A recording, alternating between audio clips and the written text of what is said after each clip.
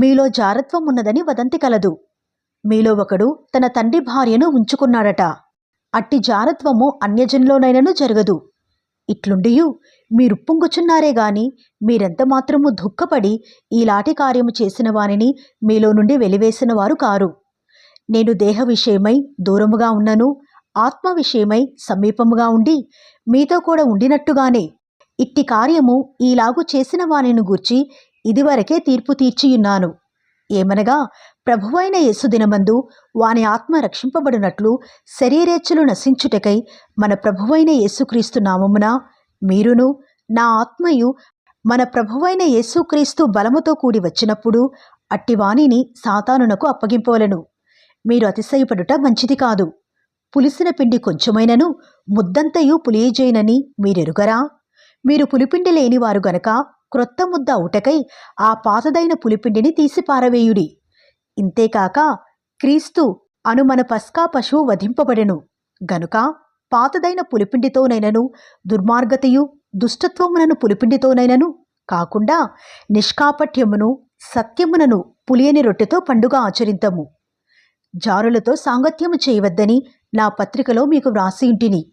అయితే ఈ లోకపు జారులతోనైనను లోభులతోనైనను దోచుకుని వారితోనైనను విగ్రహారాధకులతోనైనను ఏమాత్రమును సాంగత్యము చేయవద్దని కాదు.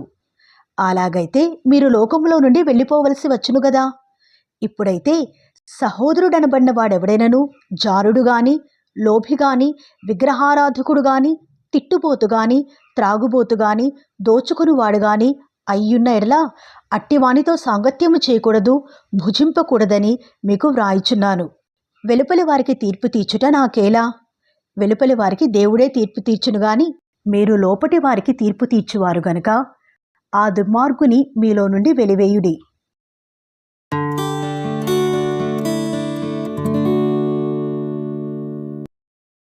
మీలో ఒకనికి మరి ఒకని మీద వ్యాజ్యమున్నప్పుడు వాడు పరిశుద్ధుల ఎదుటగాక అనీతిమంతుల ఎదుట వ్యాజ్యమాడుటకు తెగించుచున్నాడా? పరిశుద్ధులు లోకమునకు తీర్పు తీర్చుదరని మీరెరుగరా? మీ వలన లోకమునకు తీర్పు జరగవలసి ఉండగా మిక్కిలి అల్పమైన సంగతులను గూర్చి తీర్పు తీర్చుటకు మీకు యోగ్యత లేదా? మనము దేవదూతలకు తీర్పు తీర్చుదుమని ఎరుగరా? ఈ జీవన సంబంధమైన సంగతులను గూర్చి మరి ముఖ్యముగా తీర్పు తీర్చవచ్చును గదా. కాబట్టి ఈ జీవన సంబంధమైన వ్యాజ్యములు మీకు కలిగిన ఎడల వాటిని తీర్చుటకు సంఘంలో తృణీకరింపబడిన వారిని కూర్చుండబెట్టుదురా? మీకు సిగ్గు రావాలని చెప్పుచున్నాను. ఏమి తన సహోదరుల మధ్యను వ్యాజ్యము తీర్చగల బుద్ధిమంతుడు మీలో ఒకడైననూ లేడా? అయితే సహోదరుడు సహోదరుని మీద వ్యాజ్యమాడుచున్నాడు, మరి అవిశ్వాసుల ఎదుటనే వ్యాజ్యమాడుచున్నాడు. ఒకడి మీద ఒకడు వ్యాజ్యమాడుట మీలో ఇప్పటికే కేవలము లోపము. అంతకంటే అన్యాయము సహించుట మేలు కాదా? దానికంటే మీ సొత్తులు అపహరింపబడనిచ్చుట మేలు కాదా? అయితే మీరే అన్యాయము చేయుచున్నారు, అపహరించుచున్నారు, మీ సహోదరులకే ఇలాగు చేయుచున్నారు. అన్యాయస్తులు దేవుని రాజ్యమునకు వారసులు కానేరనని మీకు తెలియదా? మోసపోకుడి. జారులైనను విగ్రహారాధకులైనను వ్యభిచారులైనను ఆడంగితనము గలవారైనను పురుష సంయోగులైనను దొంగలైనను లోభులైనను త్రాగుబోతులైనను దూషకులైనను దోచుకుని వారైనను దేవుని రాజ్యమునకు వారసులు కానేరరు. మీలో కొందరు అట్టివారై ఇంటిరి గాని ప్రభువైన యేసుక్రీస్తు నామమునను మన దేవుని ఆత్మయందును మీరు కడుగబడి పరిశుద్ధపరచబడిన వారై నీతిమంతులుగా తీర్చబడితిరి. అన్నిటి యందు నాకు స్వాతంత్రము కలదుగాని అన్నియూ చేయదగినవి కావు. అన్నిటి యందు నాకు స్వాతంత్ర్యము కలదుగాని నేను దేని చేతను లోపరుచుకొనబడనొల్లను. భోజన పదార్థములు కడుపునకును కడుపు భోజన పదార్థములకును నియమింపబడి ఉన్నవి. దేవుడు దానిని వాటిని నాశనము చేయును. దేహము జారత్వము నిమిత్తము కాదుగాని ప్రభువు నిమిత్తమే, ప్రభువు దేహము నిమిత్తమే. దేవుడు ప్రభువును లేపెను, మనలను కూడా తన శక్తి వలన లేపును. మీ దేహములు క్రీస్తునకు అవయవములై ఉన్నవని మీరెరుగరా? నేను క్రీస్తు యొక్క అవయములను తీసుకుని వేశ్య యొక్క అవయములుగా చేయుదునా? అదెంత మాత్రమును తగదు. వేశ్యతో కలుసుకునివాడు దానితో ఏకదేహమై ఉన్నాడని మీరెరుగరా? వారిద్దరూ ఏకశరీరమై ఇందురు అని మోషే చెప్పుచున్నాడు గదా. అటువలే ప్రభువుతో కలుసుకునివాడు ఆయనతో ఏకాత్మయై ఉన్నాడు. జారత్వమునకు దూరముగా పారిపోవుడి. మనుషుడు చేయు ప్రతి పాపమును దేహమునకు వెలుపల ఉన్నది గాని జారత్వము చేయువాడు తన సొంత శరీరమునకు హానికరముగా పాపము చేయుచున్నాడు. మీ దేహము దేవుని వలన మీకు అనుగ్రహింపబడి మీలోనున్న పరిశుద్ధాత్మకు ఆలయమై ఉన్నదని మీరెరుగరా? మీరు మీ సొత్తు కారు, విలువ పెట్టి కొనబడిన వారు గనుక మీ దేహముతో దేవుని మహిమపరచుడి.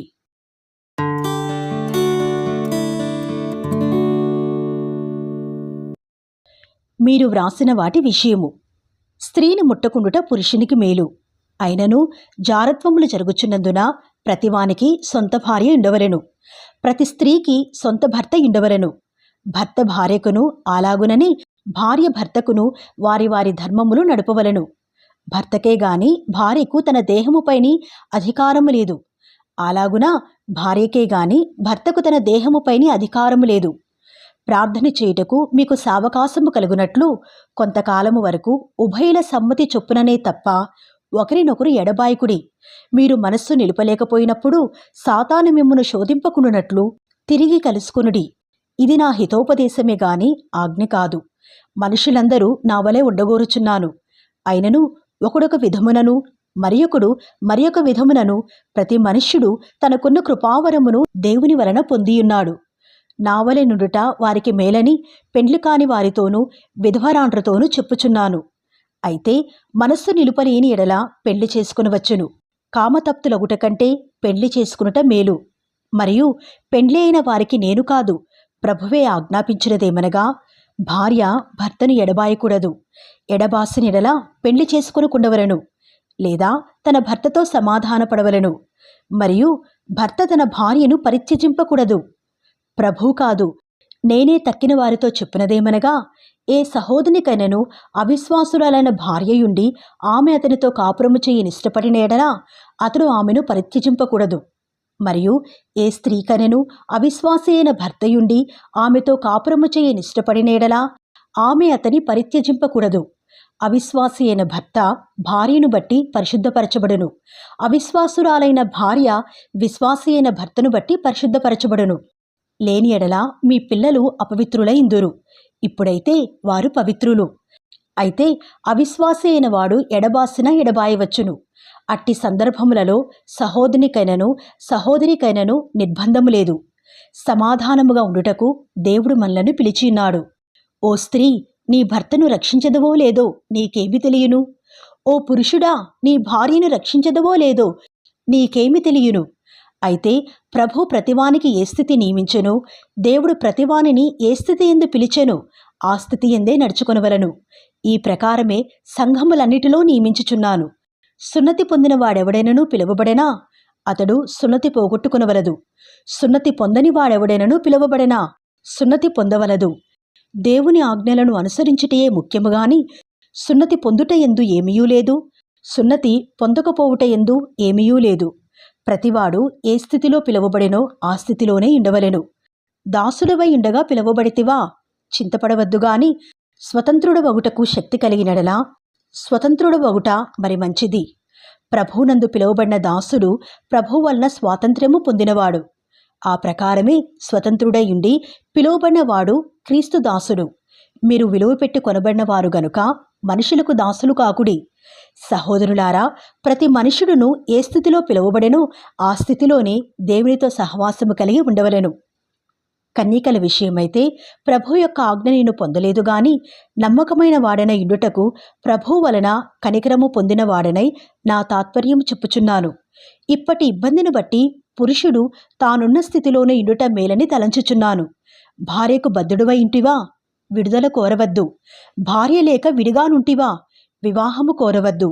అయినను నీవు పెళ్లి చేసుకునినను పాపము లేదు, కన్యక పెళ్లి చేసుకునినను ఆమెకు పాపము లేదు. అయితే అట్టివారికి శరీర సంబంధమైన శ్రమలు కలుగును, అవి మీకు కలగకుండవల్లని కోరుచున్నాను. సహోదరులారా, నేను చెప్పినదేమనగా, కాలము సంకుచితమై ఉన్నది గనుక ఇక మీదట భార్యలు కలిగిన వారు భార్యలు లేనట్టును, ఏడ్చువారు ఏడ్వనట్టును, సంతోషపడువారు సంతోషపడనట్టును, కొనువారు తాము కొనినది తమది కానట్టును, ఈ లోకము అనుభవించువారు అమితముగా అనుభవింపనట్టును ఉండవలెను. ఏలయనగా ఈ లోకపు నటన గతించుచున్నది. మీరు చింతలేని వారై ఉండవల్లని కోరుచున్నాను. పెండ్లి కానివాడు ప్రభువును ఎలాగూ సంతోషపెట్టగలనని ప్రభు విషయమైన కార్యములను గూర్చి చింతించుచున్నాడు.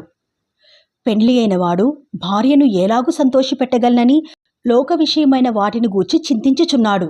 అటువలనే పెండ్లి కాని స్త్రీయు కన్యకయు తాము శరీరమందును ఆత్మయందును పవిత్రురాండ్రయుండుటకు ప్రభు విషయమైన కార్యములను గూర్చి చింతించుచుందురుగాని పెండ్లి అయినది భర్తను ఎలాగూ సంతోషపెట్టగలనని లోక విషయమైన వాటిని గూర్చి చింతించుచున్నది.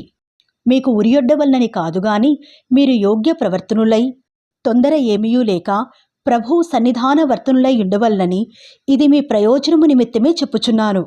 అయితే ఒకని కుమార్తెకు ఈడు మించిపోయినెడలను ఆమెకు వివాహము చేయవలసి వచ్చినెడలను ఆమెకు వివాహము చేయకపోవుట యోగ్యమైనది కాదని ఒకడు తలంచినెడలను అతడు తన ఇష్టము చొప్పున పెండ్లి చేయవచ్చును.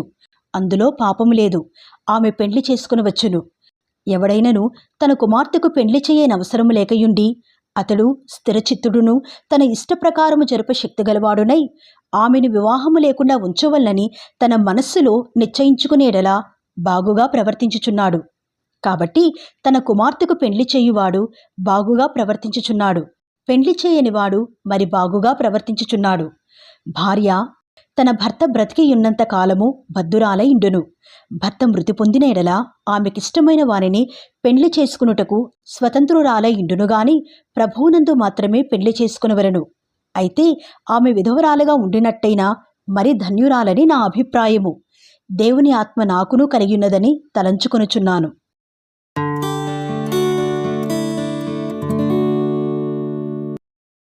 విగ్రహములకు బలిగా అర్పించిన వాటి విషయము.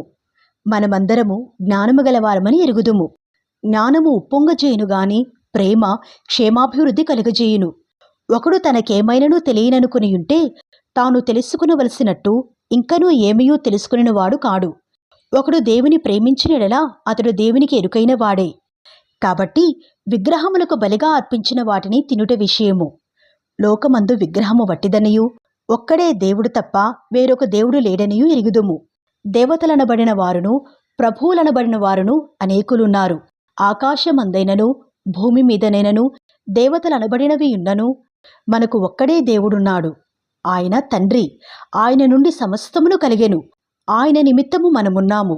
మరియు మనకు ప్రభువు ఒక్కడే, ఆయన యేసుక్రీస్తు. ఆయన ద్వారా సమస్తమును కలిగెను. మనము ఆయన ద్వారా కలిగిన వారము. అయితే అందరి యందు ఈ జ్ఞానము లేదు. కొందరిది వరకు విగ్రహమును ఆరాధించిన వారు గనుక తాము భుజించు పదార్థములు విగ్రహమునకు బలి ఇయ్యబడినవని ఎంచి భుజించుదురు. ఇందువలన వారి మనస్సాక్షి బలహీనమైనదై అపవిత్రమగుచున్నది. భోజనమును బట్టి దేవుని ఎదుట మనము మెప్పు పొందము. తినకపోయినందున మనకు తక్కువ లేదు, తినినందున మనకు ఎక్కువ లేదు. అయినను మీకు కలిగియున్న ఈ స్వాతంత్ర్యము వలన బలహీనులకు అభ్యంతరము కలుగకుండా చూచుకునుడి. ఏలయనగా జ్ఞానము గల నీవు విగ్రహముల యందు భోజన పంక్తిని కూర్చుండగా ఒకడు చూచినెడలా బలహీనమైన మనస్సాక్షి గల అతడు విగ్రహములకు బలియబడిన పదార్థములను తినుటకు ధైర్యము తెచ్చుకొనును గదా. అందువలన ఎవని కొరకు క్రీస్తు చనిపోయెనో ఆ బలహీనుడైన ఆ నీ సహోదరుడు నీ జ్ఞానమును బట్టి నశించును. ఈలాగు సహోదరులకు విరోధముగా పాపము చేయట వలనను వారి బలహీనమైన మనస్సాక్షిని నొప్పించుట వలనను మీరు క్రీస్తునకు విరోధముగా పాపము చేయువారగుచున్నారు. కాబట్టి భోజన పదార్థము వలన నా సహోదరునికి అభ్యంతరము కలిగినెడలా నా సహోదరునికి అభ్యంతరము కలుగజేయకుండుటకై నేనెన్నటికిని మాంసము తినను.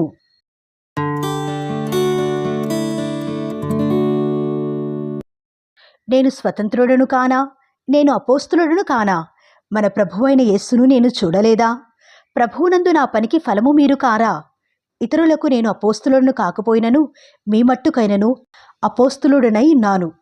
ప్రభువునందు నా అపోస్తలత్వమునకు ముద్రగా ఉన్నవారు మీరే కారా? నన్ను విమర్శించు వారికి నేను చెప్పు సమాధానమిదే.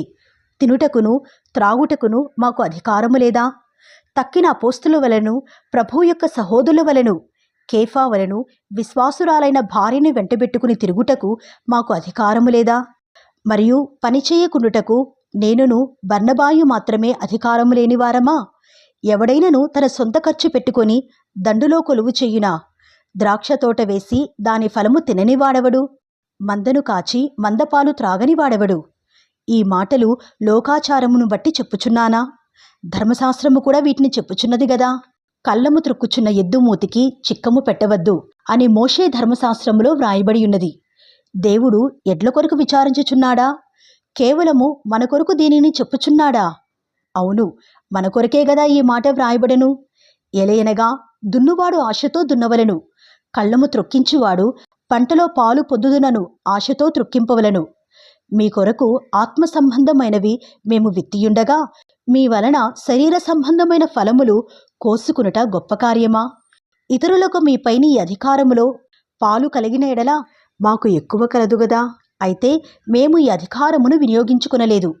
క్రీస్తు సువార్తకు ఏ అభ్యంతరమైనను కలుగుజేయకుండుటకై అన్నిటినీ సహించుచున్నాము.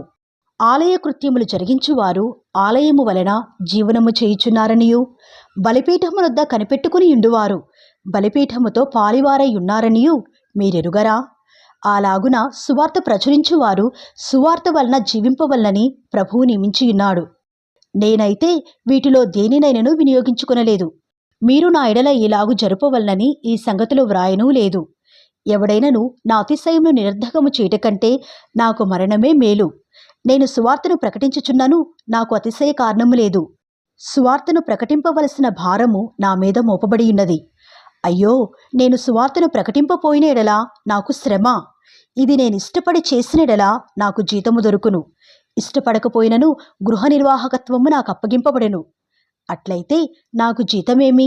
నేను సువార్తను ప్రకటించినప్పుడు సువార్త యందు నాకున్న అధికారమును పూర్ణముగా వినియోగపరచుకొనకుండా సువార్తను ఉచితముగా ప్రకటించుటయే నా జీతము. నేను అందరి విషయము స్వతంత్రుడనై యున్నను, ఎక్కువ మందిని సంపాదించుకునుటకై అందరికీ నన్ను నేనే దాసునిగా చేసుకుంటిని. యూదులను సంపాదించుకునుటకు యూదులకు యూదుని వలె ఉంటిని. ధర్మశాస్త్రమునకు లోబడిన వారిని సంపాదించుకునుటకు నేను ధర్మశాస్త్రమునకు లోబడిన వాడను కాకపోయినను ధర్మశాస్త్రమునకు లోబడిన వాని వలె ఉంటిని. దేవుని విషయమై ధర్మశాస్త్రము లేనివాడను కానుగాని క్రీస్తు విషయమై ధర్మశాస్త్రమునకు లోబడిన వాడను. అయినను ధర్మశాస్త్రము లేని వారిని సంపాదించుకునుటకు ధర్మశాస్త్రము లేని వారికి ధర్మశాస్త్రము లేని వాని వలె ఉంటిని. బలహీనులను సంపాదించుకునుటకు బలహీనులకు బలహీనుడనైతిని. ఏ విధము చేతనైనను కొందరిని రక్షింపవలనని అందరికీ అన్ని విధముల వాడనై ఉన్నాను. మరియు నేను సువార్తలో వారితో పాలివాడనగుటకై దాని కొరకే సమస్తమును చేయుచున్నాను. పందెపు రంగమందు పరిగెత్తు వారందరూ పరిగెత్తుదురుగాని ఒక్కడే బహుమానము పొందునని మీకు తెలియదా? అటువలే మీరు బహుమానము పొందునట్లుగా పరిగెత్తుడి. మరియు పందెమందు పోరాడు ప్రతివాడు అన్ని విషయములందు మితముగా ఉండును. వారు క్షయమగు కిరీటమును పొందుటకును మనమైతే అక్షయమగు కిరీటమును పొందుటకును మితముగా ఉన్నాము. కాబట్టి నేను గురి చూడని వానివలే పరిగెత్తువాడను కాను. గాలిని కొట్టినట్టు నేను పోట్లాడుట లేదుగాని ఒకవేళ ఇతరులకు ప్రకటించిన తరువాత నేనే భ్రష్టుడనై పోదునేమో అని నా శరీరమును నలుగగొట్టి దానిని లోపరుచుకొనుచున్నాను.